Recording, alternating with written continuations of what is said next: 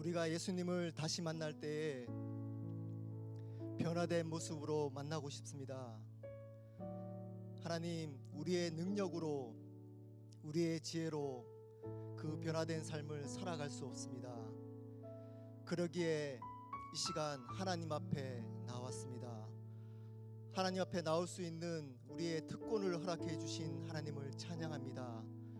이 시간에 말씀을 보고 하나님 앞에 나아갈 때 성령 하나님 우리 가운데 역사해 주셔서 변화된 삶을 살아갈 수 있는 결단이 일어날 수 있도록 성령 하나님 역사하여 주시기를 원합니다. 성령 하나님 우리의 마음을 열어주시며 말씀의 지혜를 깨닫게 하여 주셔서 살 수 있는 능력을 우리에게 허락하여 주시기를 간절히 기도하고 원합니다. 이 모든 시간을 성령 하나님께 맡겨드립니다. 감사합니다. 예수 그리스도 이름으로 기도드렸습니다. 아멘.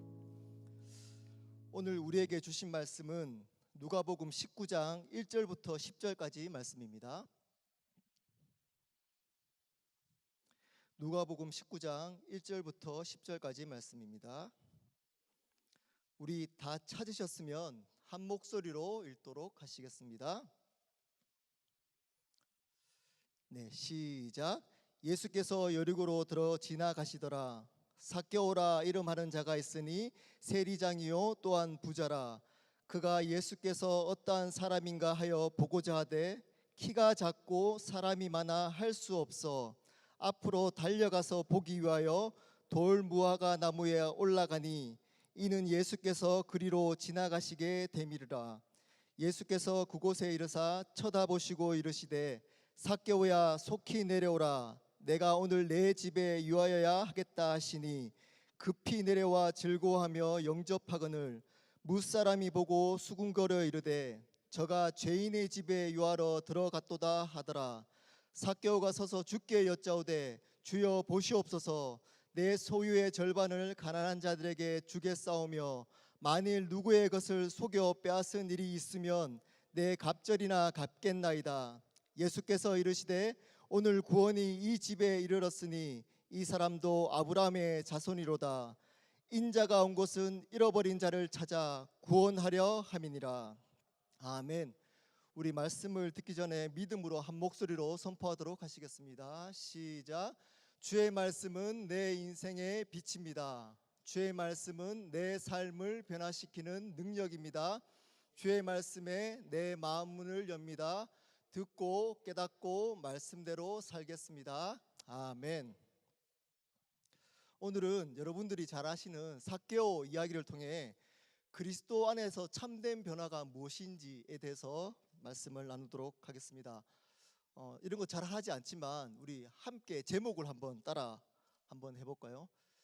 한 목소리로 한번 따라 하겠습니다. 시작. 변화되셨습니까? 변신하셨습니까? 제가 이 제목을 짓고 굉장히 잘 지었다는 생각이 들었습니다. 그래서 이걸 어떻게 이미지로 표현할까 하다가 제가 오늘 변신하고 나왔습니다. 제가 이렇게 머리를 변신한다고 해서 제 속마음이 변한 것은 아닙니다. 여러분들은 그리스도 안에서 속마음이 변화되셨습니까? 아니면 지금 저같이 그리스도인처럼 변신하고 계십니까? 제가 종종 나누지만 저의 대학 생활의 대부분은 선교단체 생활이었습니다. 저희 선교단체에는 그 여름마다 전체 대학생들이 모여 수양회를 가졌습니다. 그 여름에 수양회를 끝난 그 다음 가을 학기에는 많은 학생들이 그때 인격적으로 만난 예수님에 대한 간증이 넘쳐났습니다. 또 다른 간증이, 은밀한 간증이 우리 청년들, 우리 남자들만 모여있는 기숙사에서 일어났습니다. 그 간증은 자매를 인격적으로 만난 간증이었습니다. 어떤 형제들은 하나님만 보고 가는 저 같은 형제도 있었지만 종종 육적인 그리스도인 형제들은 그 목적과 더불어 자기가 교제할 자매를 인격적으로 만나기 위해 그 수양회에 참석했습니다. 그러다가 대부분은 하나님만 만나는 간증만 합니다. 왜일까요? 그것은 속았기 때문이었습니다. 한 학기 동안 화려한 변신술에 가까운 화장 기술과 패션 감각으로 속이고 있던 자매가 그 수양회를 통해서 밑모습이 드러났기 때문입니다. 어떤 형제는 같은 캠퍼스에 있는 누나가 같은 그룹에도 있음에도 불구하고 한동안 그 누나가 같은 캠퍼스에 있는 누나인 줄 몰랐을 정도입니다. 그것을 안 자매들은 새벽에 일찍 일어나서 화장도 하지만 계속적으로 반복되는 그 예배 시간에 자기의 있는 땀으로 말미암아 자기 얼굴이 가려지는 그것으로 말미암아 포기하게 됩니다. 그래서 많은 자매들이 시도는 하지만 대부분 민낯을 보이면서 예배를 드리기 시작합니다. 그때 당시에 있는 그 나이는 사실은 믿음으로만 자매를 교제하기는 쉽지 않은 나이이기 때문에 형제들은 그 민낯을 보고 포기하게 됩니다. 이렇게 황당하게 실망한 그 선교단체 형제들뿐만 아니라 또 다른 형제 한 분이 실망한 형제가 있습니다. 그 형제는 하나님 아버지입니다. 그 하나님 아버지는 우리가 변화되지 않고 날마다 변신하면서 사는 그리스도의 삶을 보고 당황해 하십니다. 우리가 예수를 만나게 되면 우리는 반드시 변화되게 되어져 있습니다.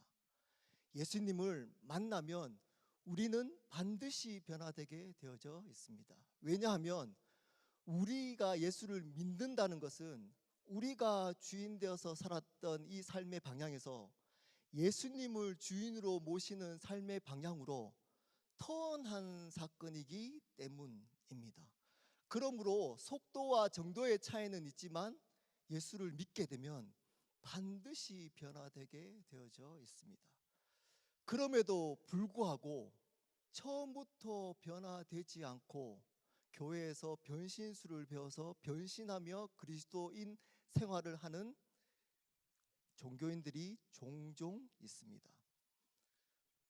어떤 분들은 분명히 변화받았음에도 불구하고 세상이 좋아서 어느 순간부터 변신하면서 그리스도인 생활을 하는 분들도 계십니다.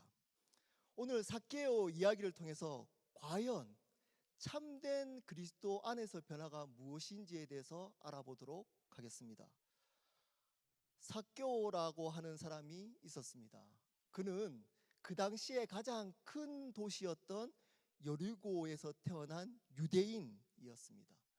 그의 부모님은 그가 정결하고 의로운 삶을 살았으면 좋겠다는 의미로 그런 의미를 가진 삭개오라고 이름을 지었습니다.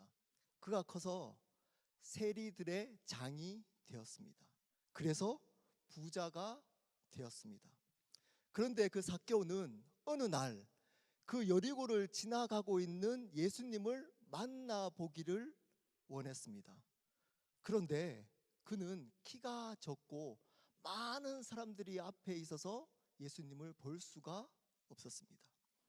그래서 그는 돌무화과 나무 위로 올라갔습니다. 그때 예수님이 그 삭개오를 보고 삭개오의 이름을 부르셨습니다. 그는 깜짝 놀라서 즐거워하는 마음으로 그 예수님을 영접합니다. 그리고는 자기가 가지고 있던 재산을 예수님 앞에 내려놓겠다라고 말씀을 드립니다. 그랬더니 예수님이 그 삭개오의 집에 구원이 이르겠다라고 축복을 하십니다. 왜냐하면 이 예수님은 그 구원을 위해 오신 분이셨기 때문이었습니다. 이 말씀이 여러분들이 잘 아는 삭개오 이야기입니다. 이 삭개오 이야기를 통해서 과연 그리스도 안에서 어떻게 참된 변화를 경험할 수 있을지에 대해서 말씀을 나누도록 하겠습니다. 첫 번째입니다. 그리스도 안에서 참된 변화를 경험하려면 지나가시는 예수님을 붙들어야만 합니다. 지나가시는 예수님을 붙들어야만 합니다. 오늘 1절입니다. 예수께서 여리고로 들어가 지나가시더라. 예수님이 여리고로 지나가고 계십니다. 사실은 예수님은 이 여리고에 머무를 수가 없습니다. 왜냐하면 왕으로서 메시아로서 예루살렘에 곧 입성해야 되기 때문입니다. 그럼에도 불구하고 의도적으로 여리고를 지나가고 계십니다. 왜일까요? 2절입니다. 삭개오라 이름하는 자가 있으니 세리장이요 또한 부자라. 삭개오 때문이었습니다. 이 삭개오를 소개하고 있습니다. 이 삭개오는 세리장이었습니다. 그때 당시에 많은 도시에는 로마의 세금을 걷는 세리들이 있었습니다. 그 세리들은 대부분은 로마인이었습니다. 특히 그 세리들 중에 대표격인 세리장은 당연히 로마인이었습니다. 그럼에도 불구하고 이 유대인이었던 삭개오가 세리장을 맡았습니다. 여기서 우리는 짐작할 수 있습니다. 이 삭개오는 로마의 세금을 걷는데 탁월했던 사람이었습니다. 그 탁월함은 무엇이었냐 하면 자기와 같은 동족의 피 같은 돈을 악랄하게 뺏어서 원수국인 로마에 바치는 일이었습니다. 그러므로 이 세리장이라는 말 안에 많은 것이 포함되어져 있습니다. 그는 자기 동족으로부터 멀어진 사람이었습니다. 그 멀어짐이 그에게 상처가 되었을 줄 모릅니다. 또한 그는 그래서 당연히 부자였습니다. 그런데 그가 예수님을 만나기를 원했습니다. 왜일까요? 그 다음 절입니다. 3절입니다. 그가 예수께서 어떠한 사람인가 하여 보고자 하되.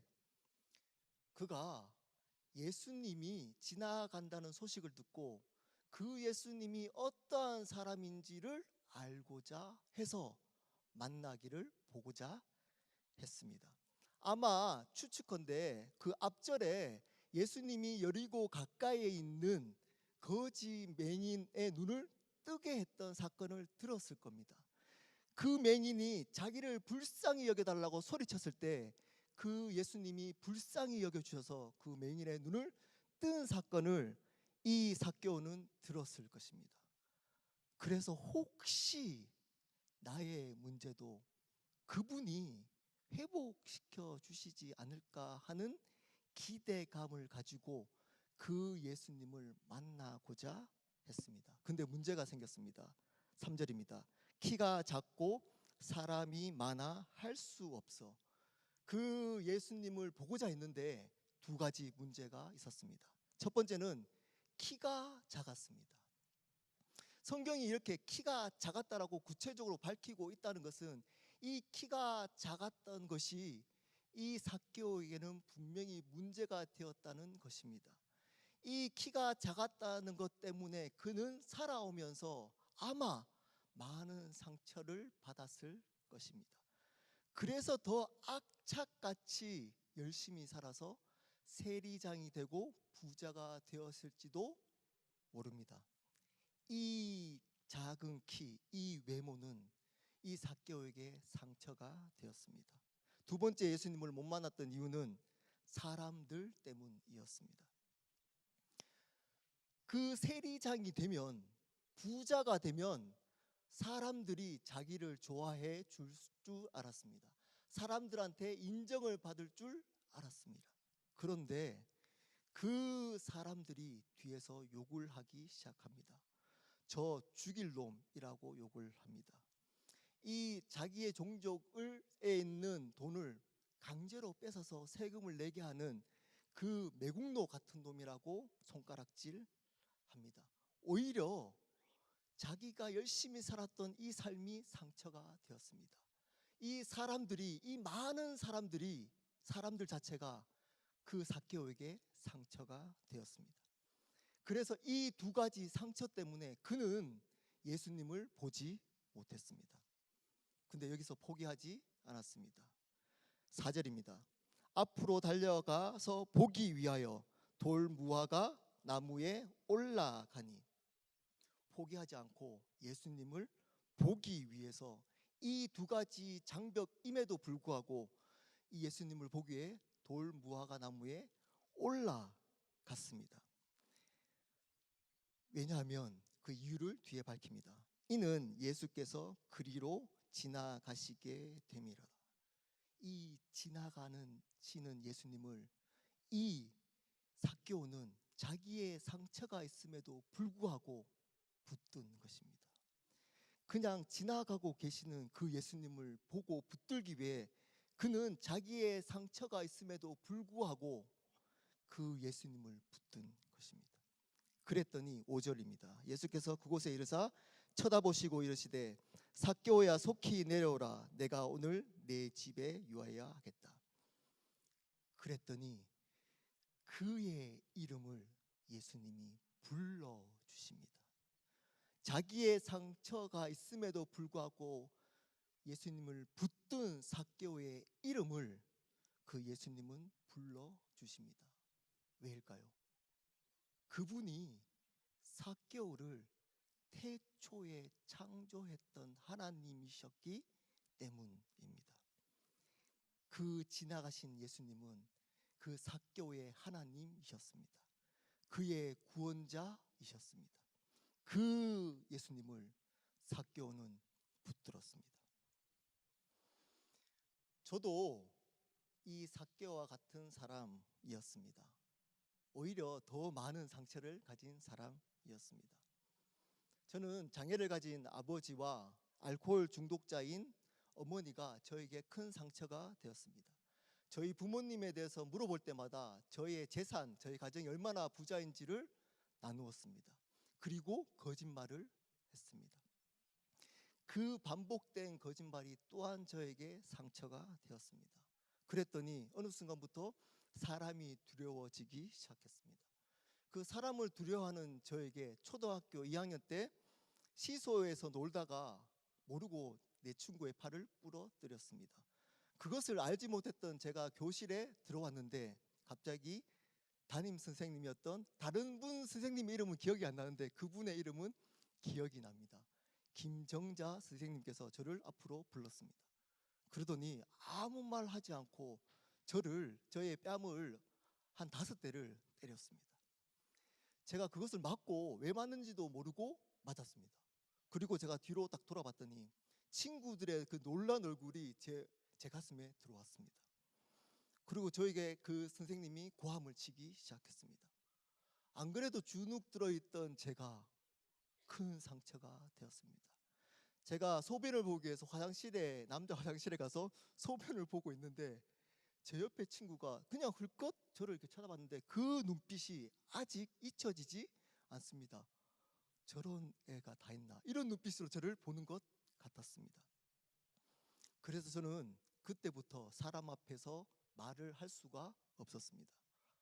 그때 이후로부터 저는 책을 읽으라고 선생님이 일어나게 하면 한 줄을 읽을 수가 없었습니다. 워낙 떨었기 때문에 그 증상이 고등학교 3학년 때까지 계속되었습니다.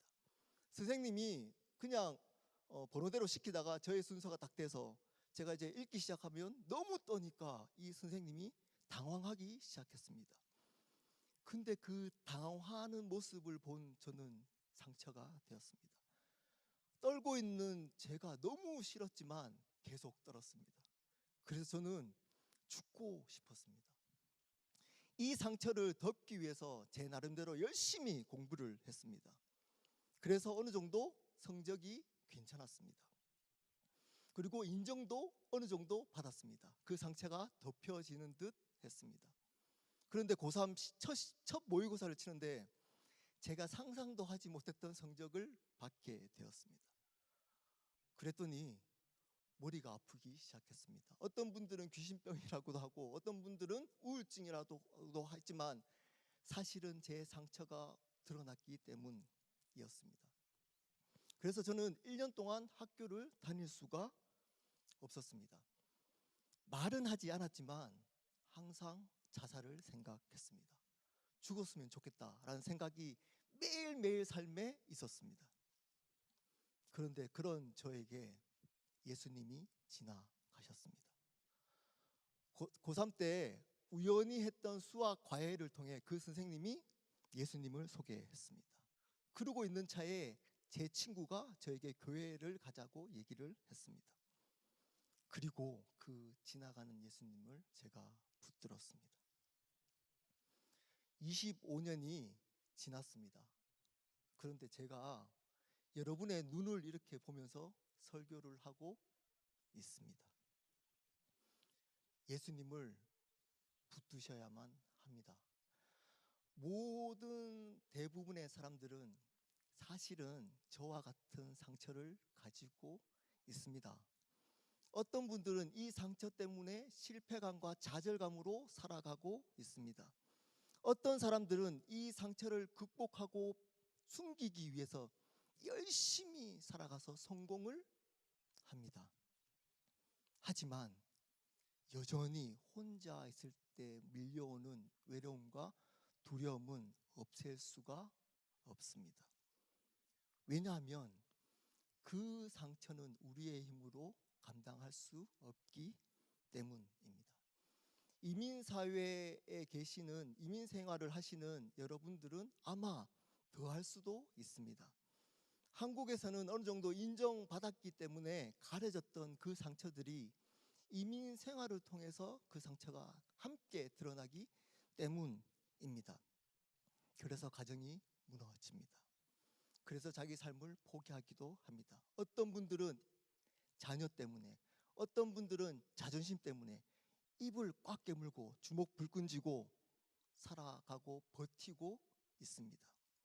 하지만 그 외로움과 공허함과 두려움은 없앨 수가 없습니다. 이 마음을 나누고 싶지만 나눌 곳이 없습니다. 교회에서조차도 나눌 수가 없습니다. 왜냐하면 나누면 뒤에서 어느 순간부터 수근수근하기 때문입니다. 그렇게 살아가고 계시는 여러분들, 지금 여러분 앞에 지나가고 계시는 예수님을 붙드셔야만 합니다. 그래야지만 살아갈 수 있습니다. 그분은 여러분들을 창조하시고 구원하실 하나님이시기 때문입니다. 그분을 붙드셔야지만 살 수 있습니다. 그분을 붙드셔야지만 변화의 삶이 시작됩니다. 두 번째입니다. 그리스도 안에 참된 변화의 삶을 경험하시려면 붙든 예수님을 머무르게 해야만 합니다. 붙든 예수님을 우리 삶 가운데 계속적으로 머무르도록 해야 합니다. 6절입니다. 우리 한 목소리로, 짧으니까 한 목소리를 읽어보도록 하시겠습니다. 시작. 급히 내려와. 오늘 이 삭개오의 이름을 부르는 순간 이 삭개오는 알았습니다. 그분이 나를 창조하시고 나를 구원하실 하나님이시라는 것을. 그래서 그는 급히 내려와 그 예수님을 영접합니다. 중요한 단어가 하나 있습니다. 뭘까요? 영접입니다. 이 영접은 예수님이 이제 삭개오의 집에 가겠다라고 할 때 그분을 초청하는 정도의 의미가 아닙니다. 이 영접이란 단어와 동일하게 쓰인 단어가 있습니다. 요한복음 1장 12절입니다. 영접하는 자, 그 이름을 믿는 자들에게는 하나님의 자녀가 되는 권세를 주셨으니, 이 영접이라는 말은 자기의 삶을 그 예수님께 맡겨드리는 것입니다. 자기가 주인 되어서 살아왔던 그 삶에서 돌이켜 예수님이 주인 되는 삶으로 돌이키는 것을 의미합니다. 결단을 의미합니다. 자기의 삶의 주인이 바뀌는 것을 의미합니다. 그럼에도 불구하고 우리가 예수를 믿는다고 하는 우리들도 어쩌면 그냥 예수님을 붙들고만 있고 영접하지 않을 수 있습니다. 우리에 있는 문제가 생길 때 그분을 붙듭니다. 우리의 상처가 있을 때 그분을 붙듭니다. 우리의 재정에 문제가 있을 때 그분을 붙듭니다. 우리가 고민하고 걱정이 생겼을 때 그분을 붙듭니다. 비즈니스의 문제, 자녀의 문제가 있을 때 그분을 붙듭니다. 그런데 그분을 위해 그분이 주인으로 그분을 주인으로 모시며 그분을 향해 그분을 위한 삶을 살아가지는 않습니다. 그것은 그저 종교인으로 살아가는 한 방식일 뿐입니다. 근데 이 삭개오는 그 예수님을 영접했습니다. 영접이라는 것은 주인을 바꾸는 것입니다. 이 주인이 안 바뀐 사람들은 변신하며 살아가게 되어져 있습니다. 그리스도인처럼 변신술을 배워서 교회에서 변신하며 살아가고 있습니다. 이러한 사람 한 명을 성경은 소개하고 있습니다. 우리 창세기 11장 31절 32절 말씀 우리 한번 보실까요? 찾기 쉬우니까 우리 함께 찾아보시도록 하겠습니다. 창세기 11장 31절 32절입니다.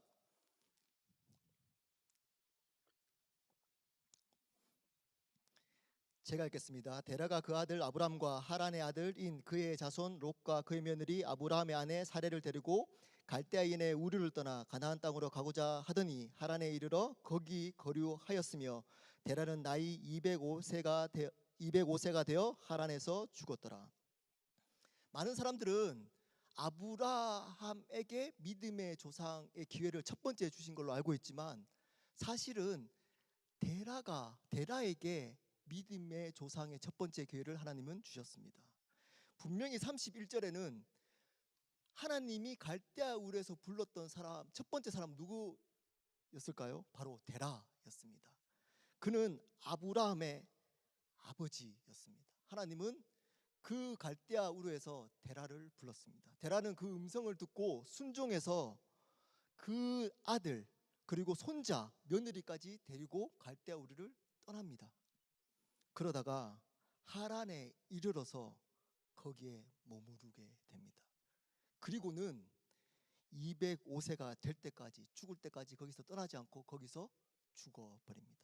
하나님은 가나안 땅으로 가라고 불렀는데 그 데라는 하란에 머물러서 그 이유는 분명히 나와 있지 않지만 하란이 그에게 아마 좋았을 겁니다. 그래서 가나안 땅으로 가지 않고 그 하란에서 머물러서 죽어버립니다. 그래서 12장 유명한 하나님이 아브라함을 다시 부르게 됩니다. 이 데라는 예수님을 하나님을 붙들어온 사람이었을지는 모르지만 그의 삶에 있어서 세상이 좋아서 그 주인을 자기가 주인 되어서 하란 땅을 살아갔던 하란이라는 세상을 살아갔던 사람이었습니다. 우리도 이 데라와 같은 삶을 살아가고 있을지 모릅니다. 아무리 우리가 열심히 기도하고 말씀을 읽을지라도 주인이 바뀌지 않는다면 여러분의 삶에 있어서 변화는 경험할 수가 없습니다. 절대 그리스도 안에 있는 참된 변화는 여러분들이 누릴 수가 없습니다. 그러므로 6일 동안은 세상 사람들과 똑같이 생활하다가 주일에는 변신하고 나타납니다. 마치 트랜스포머에 나오는 로봇처럼 말입니다. 여러분 트랜스포머라는 영화 아십니까? 거기에는 그 로봇이 나옵니다. 평소 때는 자동차로 있다가 위기의 순간에 로봇으로 변신하게 됩니다. 비슷하지 않습니까? 평소 때는 세상 사람들과 똑같이 있다가 주일의 위기의 순간에 그리스도인으로 변신해서 나타나는 트랜스포머 크리스찬들이 우리 가운데 있을 수 있습니다. 그것이 혹시 우리일지 모릅니다. 여러분 삶을 진지하게 돌이켜 봤으면 좋겠습니다. 그렇다면 참된 변화의 증거가 무엇일까요? 참된 그리스도 안의 변화의 증거가 무엇일까요? 7절입니다. 무사람이 보고 수군거려 이르되 저가 죄인의 집에 유하러 들어갔도다 하더라. 첫 번째는 자기가 죄인임을 인정하고 겸손하게 살아갑니다. 날마다 자기가 죄인임을 알고 있습니다. 예수님을 만나고 변화된 삶의 첫 번째 증거는 죄인임을 깨닫고 겸손하게 살아갑니다. 자기의 사회적 위치가 아무리 높더라도, 자기의 능력이 아무리 뛰어나더라도 자기의 근원적인 신분이 죄인임을 인정하고 알고 겸손하게 살아갑니다. 두 번째 변화된 삶의 증거입니다. 8절입니다. 삭개오가 서서 주께 여짜오되 주여 보시옵소서, 내 소유의 절반을 가난한 자들에게 주겠사오며 만일 누구의 것을 속여 빼앗은 일이 있으면 내 갑절이나 갚겠나이다. 주인을 바꿉니다. 주인을 바꿉니다.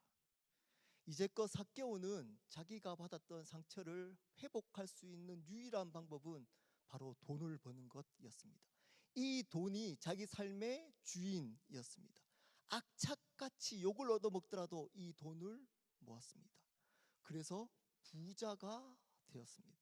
그런데 예수님을 영접하고 나서는 자기가 주인으로 모셨던 그 돈을 예수님 앞에 내려놓습니다. 우리의 삶의 주인이 바뀌게 됩니다. 우리의 삶의 주인이 바뀌게 됩니다. 여러분들은 이 두 가지 증거가 여러분 삶 가운데 있으십니까?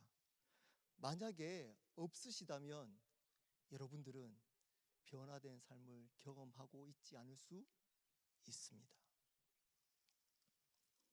말씀을 마무리하도록 하겠습니다. 여러분, 이러한 변화가 쉬우십니까? 이 변화된 삶을 살아가는 것이 여러분 쉬우십니까?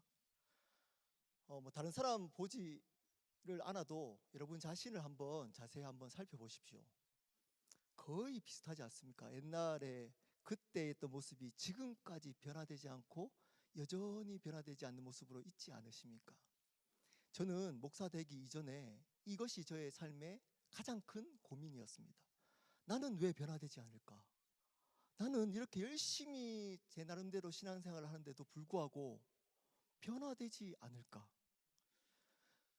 사람들은 변화되지 않는다라고 이야기합니다. 잘 변화되지 않는다고 얘기합니다. 어떤 분들 심지어 아예 변화되지 않는다라고 얘기하기도 합니다. 과연 그럴까요? 성경은 이 변화된 삶의 이야기로 가득 차 있습니다. 성경이 잘못된 것일까요? 아닙니다. 우리의 신앙에 문제가 있습니다. 그것은 우리의 주인이 여전히 바뀌지 않았다는 것입니다.